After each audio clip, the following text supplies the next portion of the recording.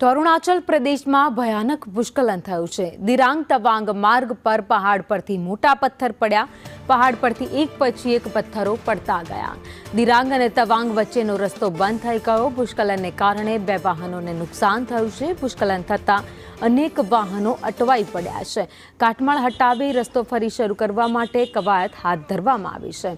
તો આ દ્રશ્યો તમે જોઈ રહ્યા છો, જ્યાં અચાનક જ પથ્થર પડવા લાગ્યા હતા। જો કે લાઇન બંધ વાહનો રસ્તા પરથી જઈ રહ્યા હતા, તે દરમિયાન જ પથ્થર પડતા 2 વાહનો છે જેમને થોડું નુકસાન થયું છે। જો કે સદનસીબે કોઈના જીવને કોઈ ઈજા નથી પહોંચી। તાત્કાલિક ગાડીઓ ત્યાંથી ખસેડી લેવામાં આવી હતી।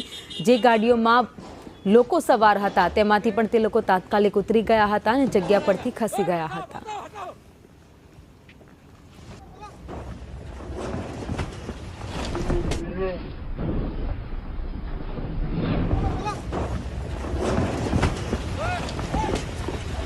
ब्रेक मारो, ये देखो देखो।